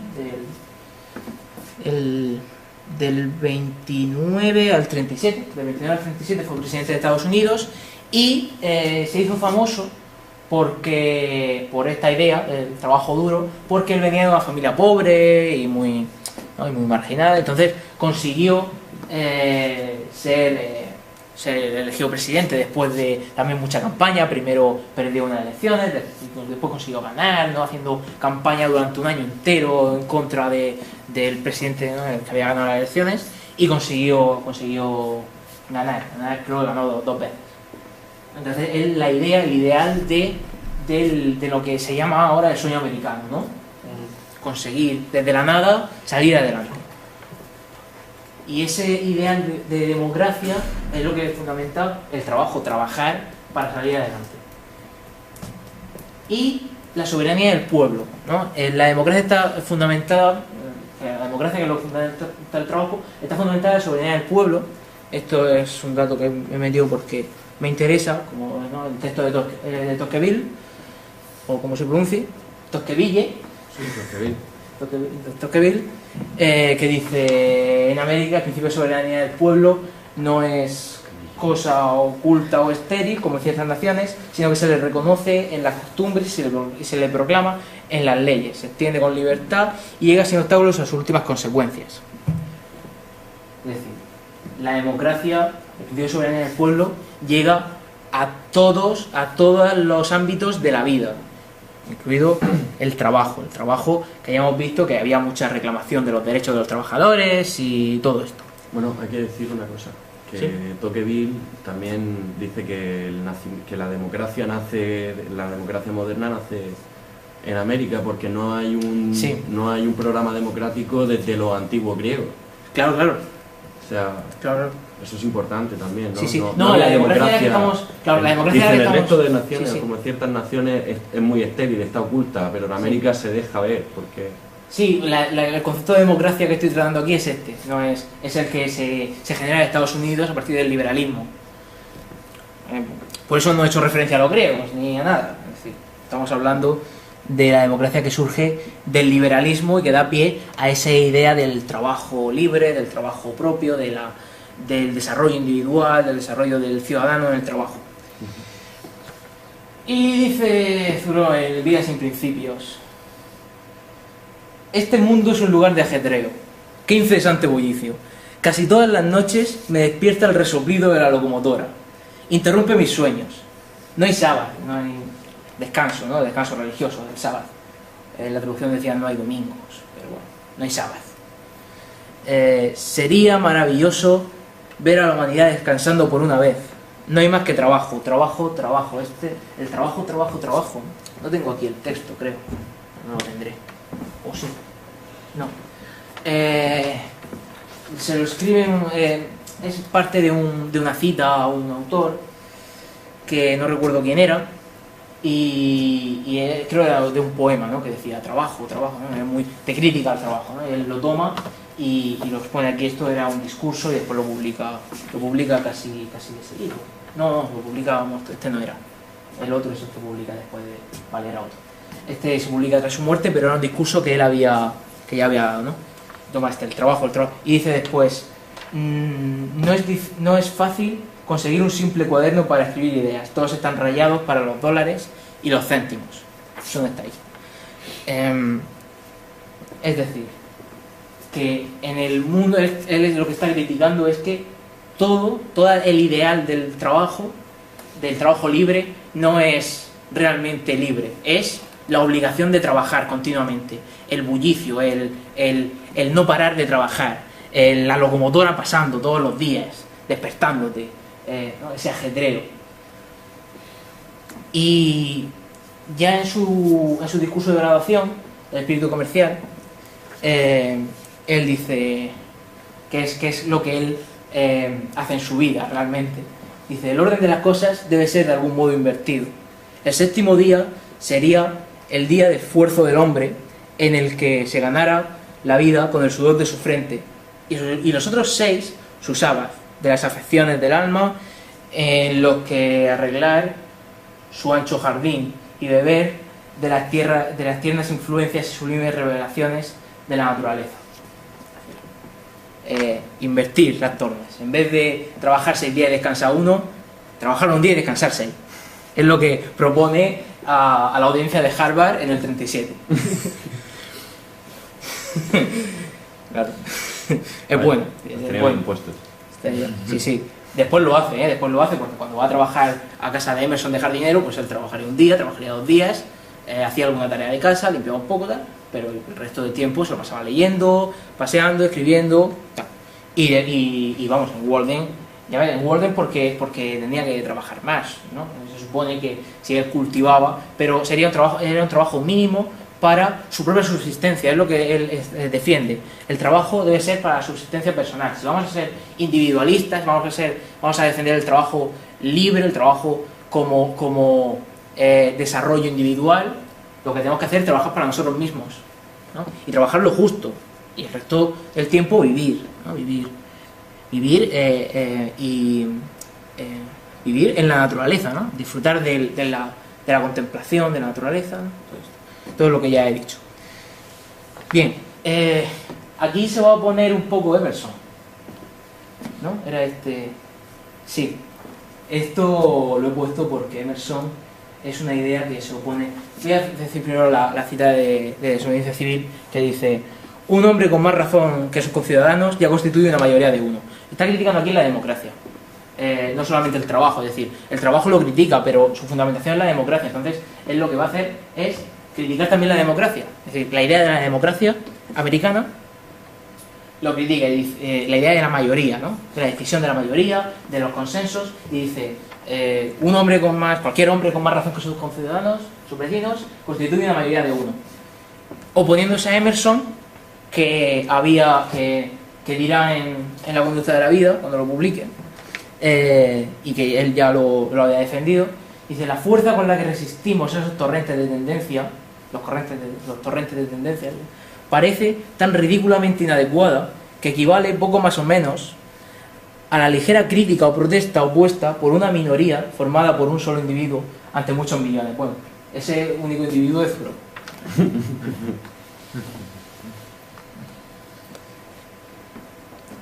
Y como ya digo, la obsesión del trabajo, la obsesión por el trabajo es insana, ¿no? Los motivos son, ya los he dicho, distrae de los placeres superiores, la contemplación de la naturaleza, hace comunión con la sociedad civil en vez de con la naturaleza, que es lo que defendía Emerson también, hacer comunión con la naturaleza, obviamente para otros fines, pero Thoreau va a defenderlo también. Dice que muchos trabajos son inútiles y que el trabajador está todo el día inmóvil, al menos moralmente. Y dice en Working, ¿cuál es la cita de aquí? Sí. Esto lo decía antes, no está entera la cita ahí. Cuando recuerdo a veces que los artesanos y comerciantes se quedan en sus establecimientos toda la tarde sin moverse, tantos de ellos con las piernas cruzadas, como si las piernas se hubieran hecho para sentarse, pienso que son dignos de admiración por no haberse suicidado hace mucho tiempo.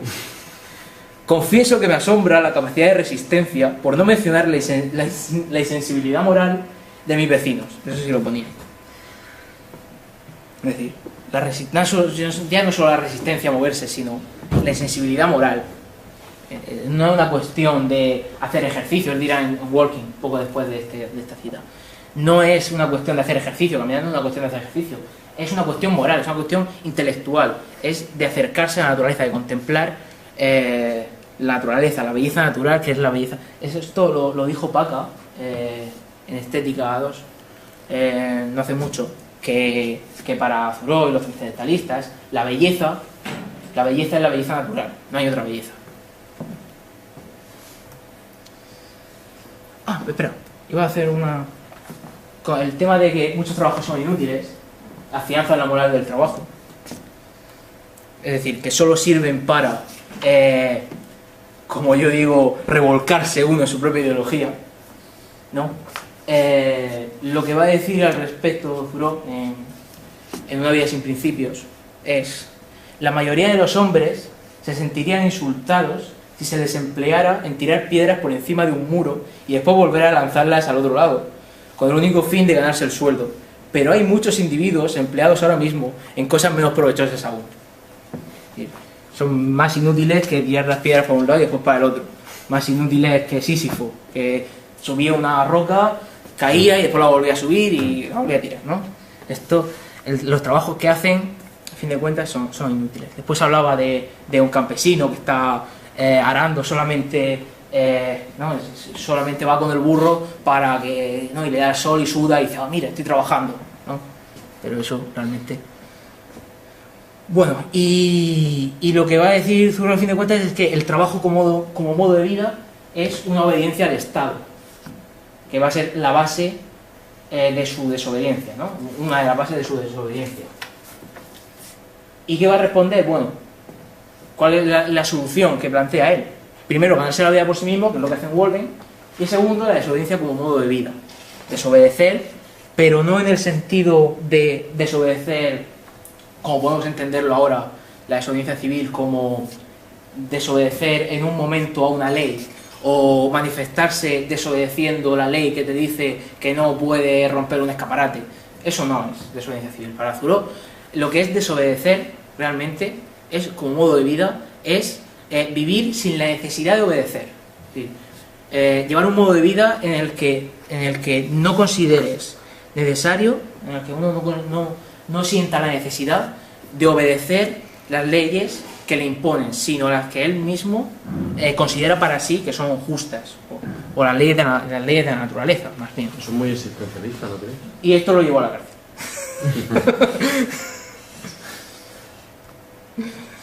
Bien, vamos. Ha sido buena, ¿eh?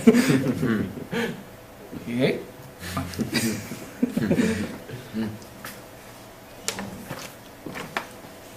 Bien, el texto, no lo tengo aquí, no tengo el título, otra vez lo he puesto así, pero vale. Sobre la relación entre el individuo y el Estado, vale, ahí está la traducción buena. Sobre la relación entre el individuo y el Estado, es el título de su discurso del 48 y que lo publica como Resistencia al Gobierno Civil en el 49. El texto tiene un esquema clarísimo. Bueno, aparte de que no hay definición de desobediencia civil, el título es posterior. Él en su texto no explica qué es la desobediencia civil o qué ha hecho, o he hecho esto que es desobedecer, no. Él tiene un esquema. Primero explica cuál es su concepción del Estado. Después habla del rol y las obligaciones de un individuo en ese estado, ¿no? ¿Qué le exige al estado al individuo? Después, los principios que él tiene y que considera que todos deberían tener, o por lo menos lo que defiende es que los demás tengan principios, como él los tiene. No los suyos, no necesariamente los suyos, pero que tengan algunos. Y cuarto, la petición, ¿no?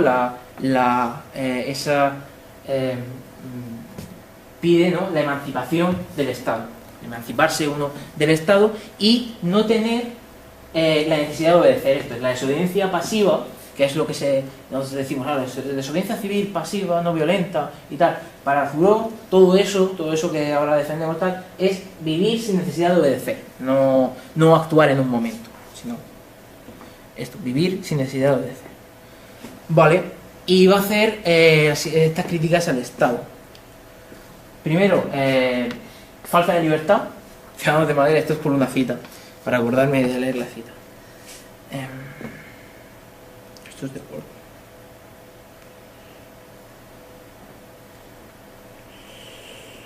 Sí. Vale, en la mayoría de los casos, está hablando de los ciudadanos, ¿vale? De sus vecinos. En la mayoría de los casos no ejercitan con libertad, esto es desobediencia civil. En la mayoría de los casos no ejercitan con libertad ni la crítica ni el sentido moral, es decir, no ejercitan. Empiezo otra vez, que me lío. En la mayoría de los casos no ejercitan con libertad ni la crítica ni el sentido moral, sino que se igualan a la madera y a la tierra y a las piedras, e incluso se podrían fabricar hombres de madera que hicieran el mismo servicio. No tienen libertad, lo que hacen es seguir un patrón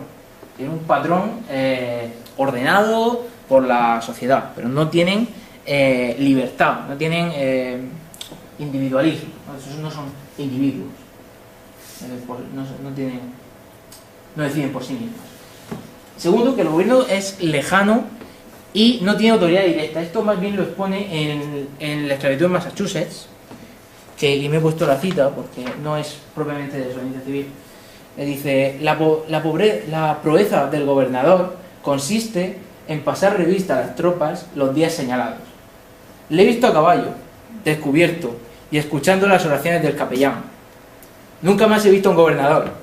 Creo que me las arreglaría muy bien sin uno. Sí, no sirve de nada que tengamos un gobernador o un dirigente que sea tan lejano, que no conozcamos, que esté dictando unas leyes, pero nosotros personalmente no lo conocemos, no tenemos una relación directa. Para él, si algo realmente, lo que realmente nos debe importar es lo cercano, es decir, nuestro entorno más cercano. Si hay un tío que tiene un puesto muy importante y está dictando leyes, bueno, a mí qué me importa si no lo conozco. Puedo vivir muy bien sin un gobernador, decía. Obligaciones contra la moral individual. Esto ya lo expone en desobediencia civil, ya lo he dicho.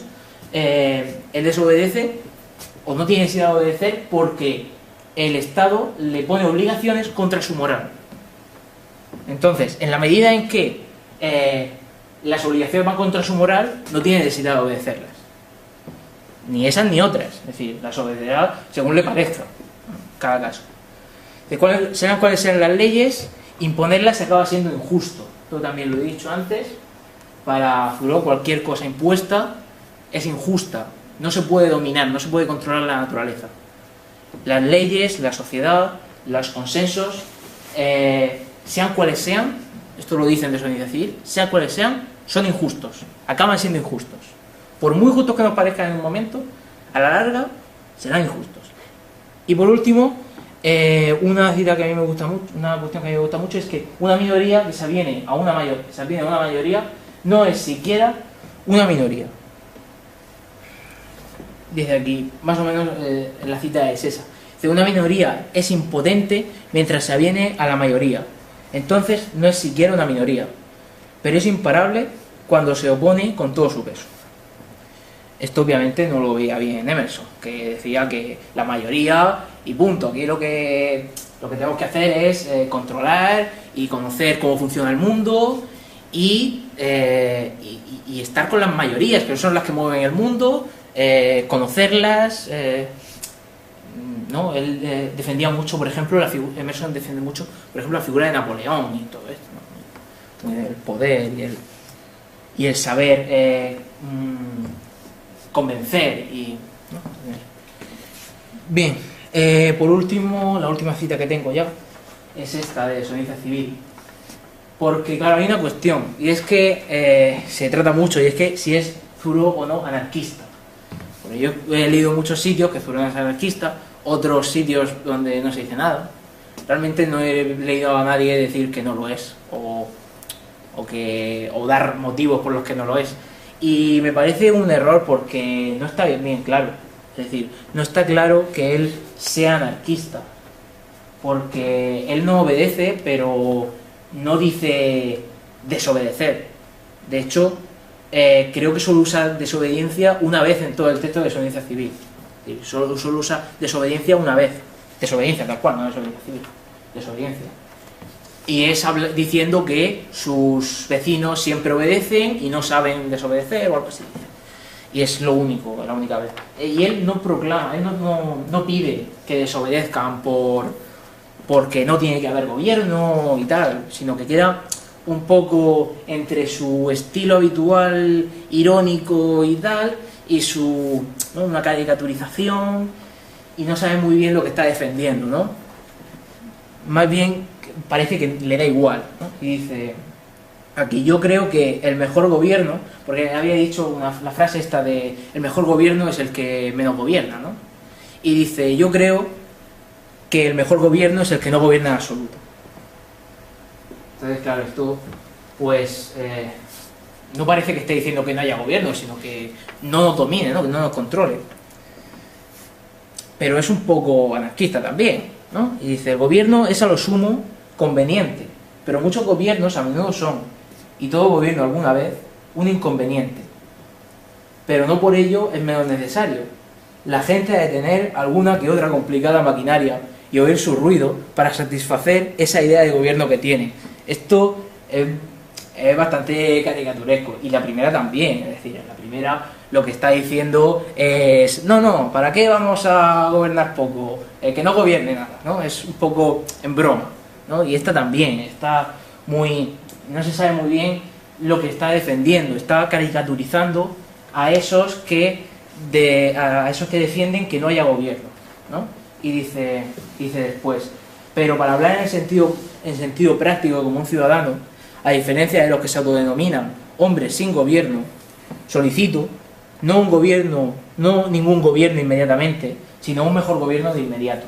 Y esto ya sí que creo yo que es más que ya lo dice más en serio, y realmente la idea es esta, que la cuestión no es que no haya gobierno, ¿no? Aquí está caricaturizando a los que dicen que no haya gobierno porque tal, no. Al margen de esos, lo mejor no es que no haya gobierno, sino que haya un gobierno bueno ahora, en este momento, ¿no? Y termino aquí, porque a Thoreau, lo he escrito aquí, que a Thoreau no le importa la existencia o inexistencia del gobierno. Lo importante es, si lo hay, que sea un buen gobierno. Es decir, que no gobierne, que no pretenda dominar, que gobierne como él defiende que el gobierno que sea la naturaleza, ¿no? Que no podemos dominarla, pues que el gobierno tampoco intente dominarnos, ¿no? Eso es lo que dice aquí.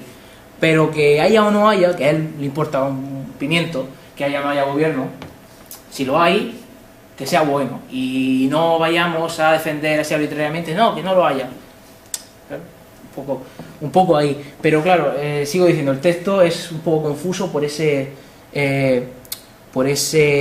carácter suyo de caricaturizar todo y de intentar, ¿cómo decirlo?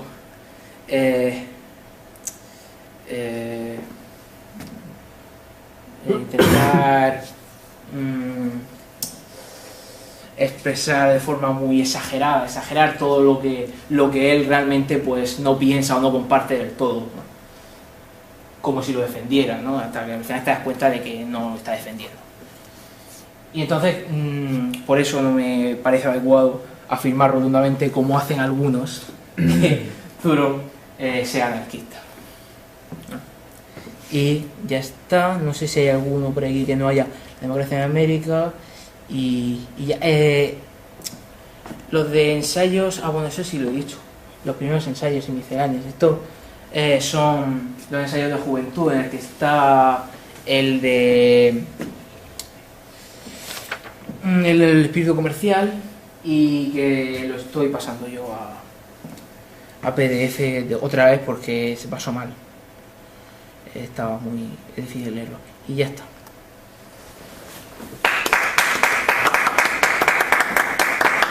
Y bueno, aquí puse una cosa porque quería hablar de esto. Este libro, no sé si alguien lo conoce. Bueno, primero, esta es la primera portada de Walden. De Walden no voy a hablar mucho, no voy a hablar. Pero bueno, los tíos de Walden, de Stanley Cavell, que es un buen análisis, y esto, que es de Skinner, Walden 2, que yo lo vi el otro día en la biblioteca y dije, pues voy a... La biblioteca no, en Diego María. Lo vi así, miré en la otra portada, pero no lo había leído, no sabía muy bien de qué iba.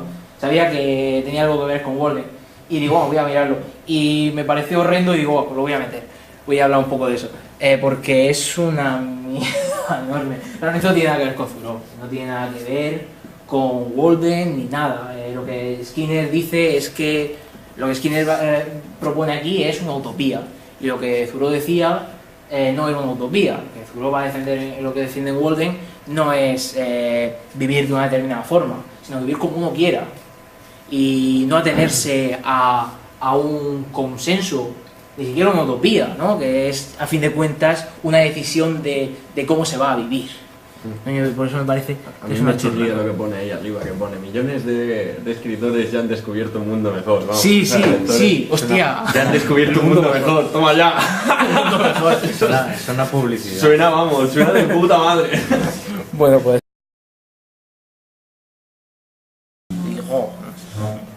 pero bueno, Thoreau. También en español algunos profesores dicen Thoreau. Thoreau. Bien. Como sabemos, vamos a empezar con un poco de antecedentes. Como sabemos, los colonos, pero los primeros habitantes, ¿no? Los primeros migrantes que llegan a América, que forman, digamos, un pueblo, eran en su mayoría puritanos, congregacionistas, que se oponían al calvinismo ortodoxo y querían ir a América para formar su sociedad, para escapar, sobre todo emigrantes de Gran Bretaña, algunos franceses que, sobre todo como Thoreau, la familia de Thoreau, emigran tras el edicto de Nantes, la revocación del edicto de Nantes, etcétera, ¿no? Entonces se forma realmente, la sociedad que se forma ahí es especialmente religiosa, ¿no? Tiene una variedad, pero hay una mayoría de puritanos y sobre todo opuestos al calvinismo. Entre sus bases intelectuales más fuertes está Petrus Ramus. Petrus Ramus no vivió en América, no recuerdo de dónde era. A lo mejor era francés o no sé. Da igual, eso no importa, lo cogen como base, lo toman como base, ¿de acuerdo? De su ideología, porque realmente lo que montan ellos es una nueva ideología, sobre todo en el centro así más intelectual, que era Nueva Inglaterra, ¿no? El tema de Nueva Inglaterra, que es la zona de Massachusetts, creo que Nueva York y algún estado más, ¿no? La zona del noroeste, más o menos. Bien, enseguida llegan textos, sobre todo a los intelectuales más religiosos, que eran los que tenían acceso a esos textos, ¿no? De la ilustración europea. Llegan sobre todo Hobbes, Bacon, Newton, Locke, y de hecho se expande hasta crear una conciencia, a la conciencia de que hay una sociedad sin clases, libre, de trabajo libre, de desarrollo individual, etc. Este desarrollo que es, a fin de cuentas, es bastante individualista, lo que provoca es que surge un movimiento unitario. El movimiento unitario, liderado entre otros por William Ellery Channing, aparte de ser un movimiento religioso, puramente religioso, ¿no?, que rechaza la Trinidad, la revelación, la predestinación, lo que defiende es la libertad individual. Es decir, Dios, bueno, la Trinidad es más bien una, ¿no?, herencia de una corriente muy general, pero el tema de la revelación y de la predestinación, sobre todo la predestinación, es muy importante la predestinación. Lo que viene a decir es, Dios no nos ha creado un destino para todos, no estamos destinados a... no tenemos un destino específico, somos libres, ¿no? Dios nos dota de libertad y alude más a la figura de Cristo como liberador y todo esto. Y da un discurso en 1819 que se llama Unitarian Christianity, cristianismo unitario, que la verdad es que pega muy fuerte. El discurso pega muy fuerte. Creo que no tengo ninguna cita aquí de él. No. Vale.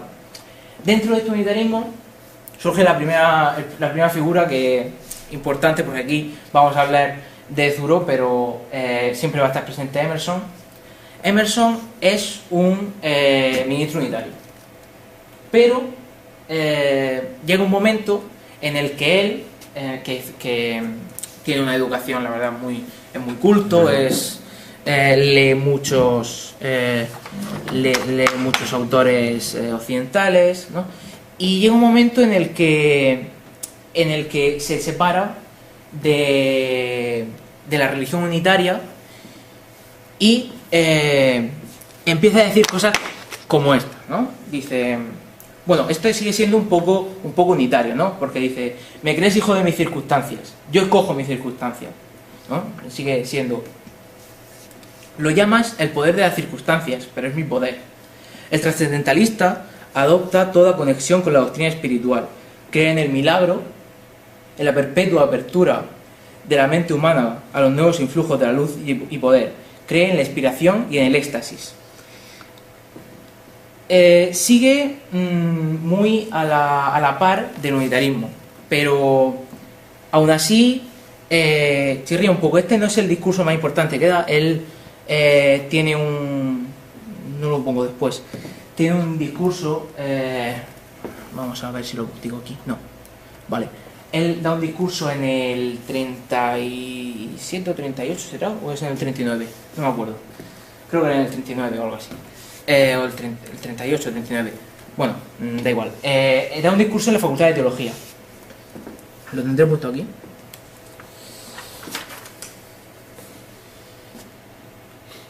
En el 38, sí. Él da un discurso en la Facultad de Teología en el que expone una espiritualidad basada en la intuición y el misticismo y una comunión con la naturaleza. Es decir, hasta aquí no había mucho problema, porque realmente el unitarismo defiende el Dios como unidad, ¿no?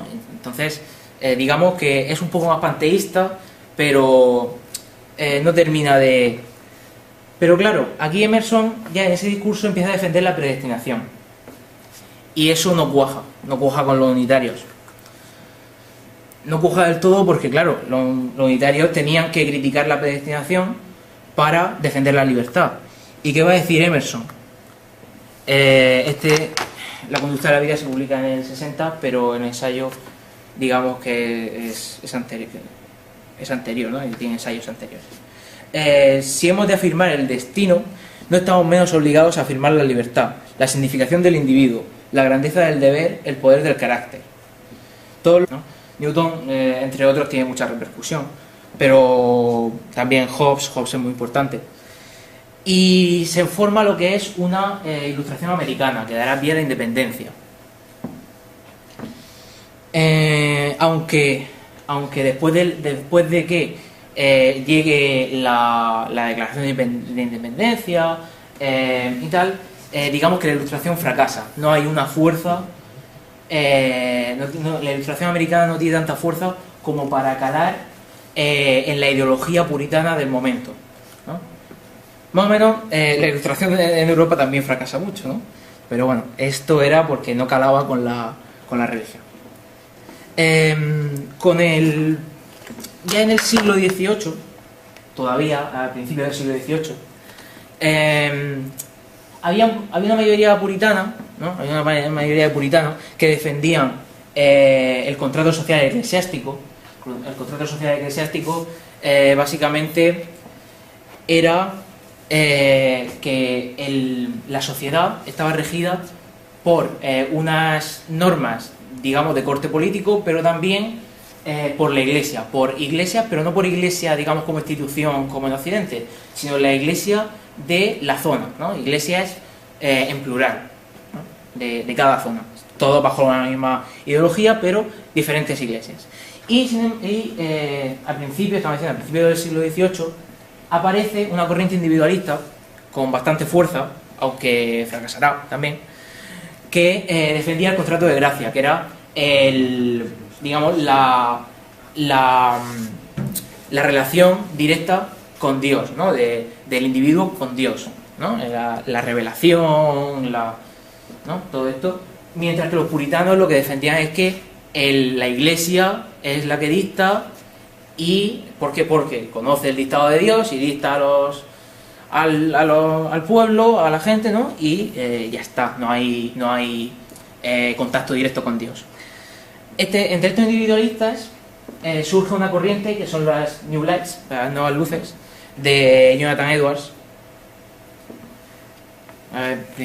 primera mitad del 18, que tienen bastante repercusión. Jonathan Edwards antes era puritano, después se hace individualista, trabaja con muchos autores occidentales, tal, pero digamos que la corriente, aunque tiene mucha repercusión, y de hecho el individualismo sigue pegando muy fuerte en Estados Unidos y al final triunfa, la corriente del New Lights no termina de cuajar. Se juntan con otras corrientes individualistas, pero al final pierden lo que era la esencia de las New Lights, ¿no? Pierden la fuerza. Hemos dicho que surge con la Ilustración esa idea de la independencia norteamericana. Con la independencia y toda la Ilustración y tal, se constituye, digamos, una teoría de la libertad que entre otros tenía como base pues afirmaciones como las de Hamilton, que es: todo hombre es un bribón que no tiene otro fin en sus acciones sino sus intereses privados. Es decir, esto a fin de cuentas lo que va a llevar es al liberalismo norteamericano, ¿no? Y se forma esto, que es una religión, desde principio, ¿no? Al principio es una religión liberal que se opone al feudalismo. Por cierto, normalmente las citas van a estar en inglés, pero esta está en español porque no es mía, es de Snyder. Es de un libro que está en la bibliografía después, que es Historia de la Filosofía Norteamericana. Este está en la biblioteca aquí. Bueno, la tengo yo, pero ahora lo dejaré. Bien, en la religión liberal, que en principio era una cuestión más eclesiástica, no estaba tan difundida, era intelectual, a partir de Benjamin Franklin empieza a extenderse a la cultura popular. Y